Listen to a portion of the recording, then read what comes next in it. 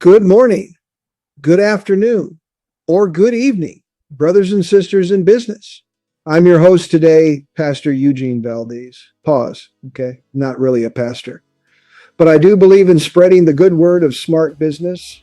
In this special episode of Rainmaker, we'll be sharing the 10 commandments of business heaven, holy truths to keep your company from wandering in the desert of failure. So open your notebooks like they're hymnals. Take a seat in the front row, and let's begin our sermon on success. Kanagataneman. In my entrepreneurial journey, I've been a business coach. I've been a professor of entrepreneurship. I'm an entrepreneur myself. I've advised and mentored over 1,000 entrepreneurs. And what I've tried to do in all those years' experience is distill. I'm going to have some fun today. The name of this show is How to Get Your Business into Heaven. So if you're a Christian, you believe in the 10 commandments. And so from a business perspective, I have my list, which is certainly not definitive. There's other people that have tips, but my list is my top 10, that if you pay attention to these commandments and honor them, that you will be a successful business and get your business into business heaven. So today, I'm your pastor. I'm not your coach. And we're going to talk about these 10 commandments. And we're going to talk about business. If you get into business heaven, let's define it as either A, you sell your company for a profit.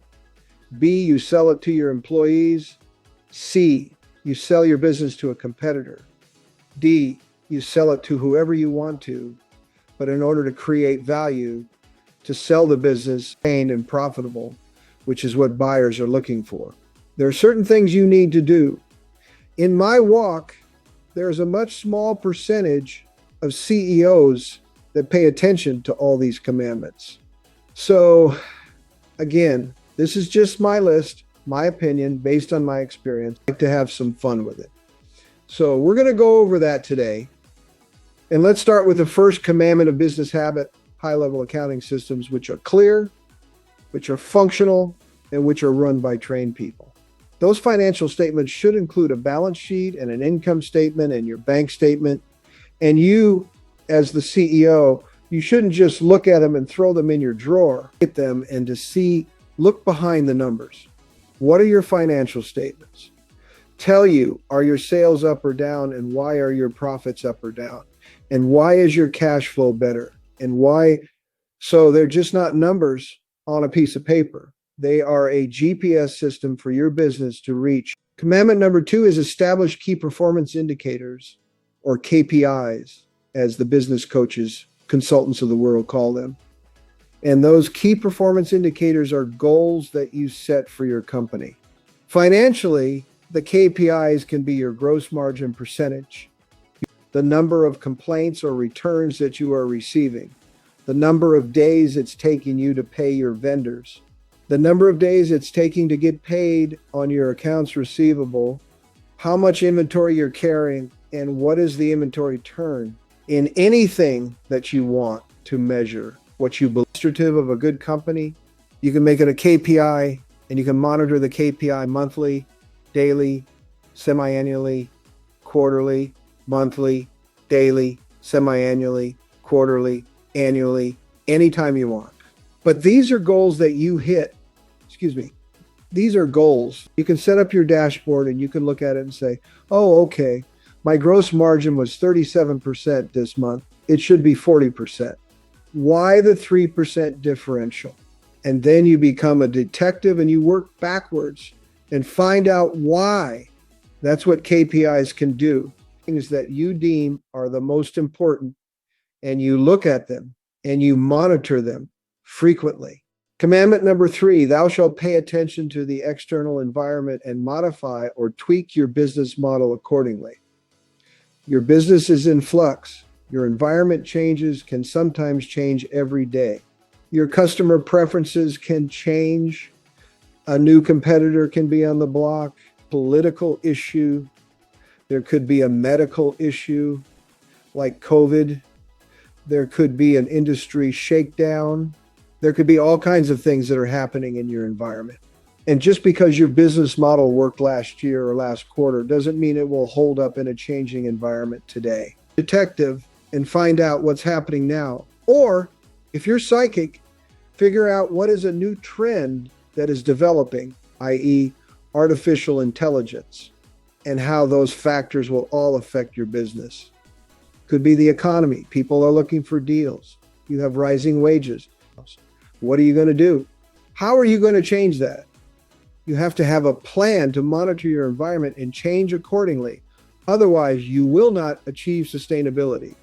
That is all I can say on that matter. Commandment number 4, I know, and this is a tough one, but hire the very best staff employees that you possibly can and try and pay them above market and try and incentivize them to do a better job. Provide them bonuses, provide them commissions, whatever you can do. Now, you may say, labor costs are rising. My customers won't accept an increase in their prices. Am I supposed to eat these labor costs? Good point. You need to. That is an answer that's buried in your business model. If you give your customers enough value and enough premium and they're happy, there's a certain amount of can pass along to your customers in the form of a price to absorb your costs, higher costs of labor. The fast food industry is going through that right now. Minimum wages are on the rise. There's no such thing as affordable fast food now these days. So the moral of the commandment is hire the best people, because you cannot do everything by yourself. I don't care if you're a 2-person company or a company that has over 20 employees. You're the visionary. You delegate, but you can't be the worker beyond everything. And those people are going to produce a certain quality of work that has your name on it because you're the owner. And if a mistake is made, you can't say, well, that's Bill's job. No, the buck stops with you. You hired them. So not only should you hire talented people, whether it's formal or informal, train them to be better. Give them the freedom to some extent to make some mistakes. Otherwise, they will not grow. And the stronger the staff, combined with your executive intelligence, your customer will achieve sustainability. Now, of all of the commandments, commandment number 5, I think, is the number one. And as a consumer myself, whether it's B2B or I'm dealing with businesses that are servicing consumers, listen very clearly. Don't do what the customer expects you to do. Customers' expectations. What they expect you to do is your minimum. What can you do to exceed their expectations so that they go, oh, wow, I've never had a company do that for me. That's what you want to plant in their brain, because then that motivates increased sales. But it should be a part of your culture. We don't do what the customer expects. That's the minimum. We do what the customer does not expect. We go overboard. We give them value. And in my walk as a consumer, that commandment is it just happened today to me, and I don't have patience. Because most businesses have competition, and in some cases, there's so much competition, the product or service is commoditized. So if someone takes me for granted, I'm going elsewhere, and they'll do that to you too. If they view you as a commodity, you want to be a premier performing company that does beyond what the customer expects. And you can use that premium as a reason to charge a little bit more. Don't forget that. Commandment number 6, invest in a high-level professional to market your business on social media. If you feel comfortable marketing your business in a traditional way, that's fine. But social media technology is rapidly increasing every day. And you need that because no matter how good a company you are, you exist, the higher the percentage is that they will maybe give you a shot. If they've never heard from you, there's the buyer's beware. So you need to hire a professional that can manipulate social media to create your brand, to recite your business model, to give customer testimony. A lot of people are doing social media a lot. Some are not doing any. They're intimidated by it. They can't afford to do it. You can't afford not to do it in today's environment. You're just going to have to budget the expense related to a social media marketing specialist. Again, so far, these are things that highly successful rainmakers are doing now. Subconsciously, they don't even think about it. And that's why they're in business 15, 20, 25 years. And that's why when they're sold, they sell at a high premium. They have created a business that has value by virtue of all aspects of the business, from the staff to the business model, to the marketing, to the financing, et cetera, et cetera. Now, you may say, well, I'm never going to sell my business. Okay, fine. But wouldn't you like to give yourself increased sales and increase your profits? So invest in social media through an expert. Don't try and do it yourself, because it's just another world. Here's the second most important one. Commandment number 7, find the right commercial banker. All banks are not the same. Think of a commercial banker as an investor who's putting money into your company, and you don't have to give up any ownership of the company. All they want to be paid is the interest, and they want the money. So if you can pull it off, if you can grow with other people's money, i.e. a banker's money, and not give up any interest in the company, that is the best of both worlds. Because if you indeed rely on an investor, no matter what percentage of interest they have in the company, they're going to ask you questions. Be looking over your shoulder occasionally. You have to sort of bring them into the thought process that you have. They may not agree with you, and you may say, hey, wait a minute, this is my company. True, but they have money vested in you. Bankers only want their money back in the form of interest. They're going to ask you, and there's financial reporting that you have to give to a banker so that they feel that your loan is being done prudently. But first of all, you need a banker that understands your business is not too big or small, medium-sized bank. That of monitoring your cash flow. Other services through cash management, credit references, credit cards, the whole bit. I will go on paper and say this, that smaller banks do a better. Mega banks have become a bureaucracy. So you need to find someone who is accomplished in business, understands entrepreneurs, because you will need that person. They're going to help you increase the value of your company. So commandment number 8, this one is on you. There is a direct parallel between the executive IQ and the sustainability of the business. In plain 6th grade language, the smarter you are, the better your business is going to be. How do you get smarter? Well, there's no shortage of information out there on executive training classes, white papers. You can Google anything. Pick a subject that you're not conversant in as much as you'd like to be. For the most part, that's in the area of financial management. In my history is that most CEOs lack in financial management. Work on all your skills, how to be a good leader, how to motivate people, how to set goals, how to read financial statements, how to do a strategic plan, how to tweak your business model. You need to learn all of this stuff. When you learn it, your business will have a positive impact. Is to take the time. Oh, Pastor Gene, I haven't got time for that. I'm just so busy putting out fires. Make the time. The more you know, the better the business does, and the better the role model you are for your employees. So get busy. Start educating yourself. I don't care how you do it. Get better at what you do. You know what your weaknesses are. You know what your strengths are. Take your weaknesses and get better at what you know what your weaknesses are. You know what your strengths are. Take your weaknesses and get better at it. Because remember, you're running the entire ship, the accounting, the finance, the sales, the marketing, the operations, personnel, You're running everything.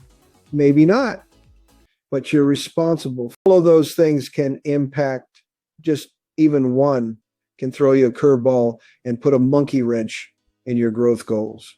So that was commandment number 8. Commandment number 9, take the number of hours that you work, whatever it is, and take 15%, and those 15% are delegated to visionary thinking. Looking out the window, you ask yourself, questions like, what do I want my company to be? Where do I want it to go? What can I do to expand my business? Should I open new geographic markets? Should I introduce new products? Should I buy a company? Should I add another location? These are all strategic thinking questions. The other 85% of your time, you can do what you're always doing, running the show, putting out fires, working with employees. But 15%, you literally have to lock yourself in your office, shut off all the noise, look out the window and just think. Let the ideas flow. Some of the ideas will be bad. Some of the ideas will be bad. Some will be good. Some of them may even just excite you. Once you do that, you are creating the foundation of growing your company and achieving sustainability, because you can't maintain status quo. You can't maintain status quo. If you're not doing strategic 15 of the week, you're losing. You don't have to be at the office when you do strategic planning. You can do it on a weekend. You can do it when you get home. I don't care when you do it, you got to do it. What do I want my company to be? What do I want it to be in 2-3 years? What do I have to do to get it? What do I want my company to be? Where do I want it to be in 2-3 years? What do I have to do to get it to that point? What preliminary steps can I take today to get me where I want to be in 3 years? That's the kind of thinking that's not focused on getting customer fires out. Vision of the company, what you believe and what you say, as long as you back it up by action, will happen. Number 10 commandment. There's so many, but I believe this is one of the top 10. And that is because I hear this from my clients all the time. My cash flow sucks. I said, do you do any cash flow planning? They go, no, not really. Well, the reason young and you didn't have a lot of money and you'd have a stack of bills, you knew how much you were going to get paid, and you set little piles on your desk and you say, okay, these I'm going to pay with this paycheck or this month's profits. These are going to pay the next week. The next month, I'm going to be slow. The next month, I'm going to be slow. I'm going to be late. You're engaged in cash flow management. So my recommendation is you do 90-day cash flow budgets. You have a pretty good idea of what your sales are going to be. And all you need to do is, if you're selling on terms, is your cash flow budget is not going to involve your sales.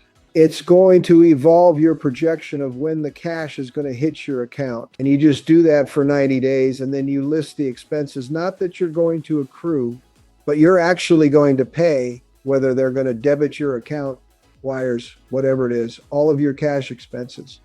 The difference is cash flow, cash in, cash out, net balance, cash flow. You're a break-even cash flow, negative cash flow, or a positive cash flow. If you anticipate in that 90 days that you're going to have a negative cash flow, you need to do something in advance. Days that you're going to have a negative cash flow, you need to do something in advance, because that's not going to happen. If you present checks to a bank and you don't have money in their account, they're not going to pay them. That's where your banker comes you with a line of credit. After you've given that person your 90-day cash flow budget and why you're going to use it. Because let's say you're a seasonal business and your monthly sales vary dramatically. There are spikes. You don't want to be caught. So if you manage your cash flow in 90-day increments and then monitor, you'll get good at it. And it doesn't have to be super complicated. Just forecast what's coming into my checkbook in the 90 days. What's going on? Will I be positive or negative? And if I am, since I'm being proactive, what is my contingency plan? That is crucial. And those as your pastor today are the 10 business commandments. Follow these. Your business has an excellent chance of getting into business. Heaven, however, you're defining heaven as all of them or even a few. You won't make it. That you will not stay in business for longer than 10 years. And 7 out of 10 businesses, according to the SBA, go out of business before their 11th year. So only 3 survive. So that's it. Follow these commandments religiously and do it, and you'll be happy for it. So that's a wrap. Thank you so much for your attention, and look forward to seeing you in a couple of weeks. If you have any questions for Pastor Gene, let me know. Email me, contact me, and you can listen to this show on YouTube, like Apple, Spotify, Amazon, etc. Thank you very much for your attention. Have a good Sunday with the family. Bye-bye.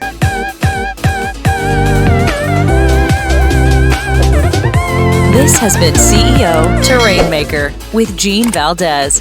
To find out more, like us on Facebook, LinkedIn, and follow us on Instagram, TikTok, and Twitter. If you have questions, email the show.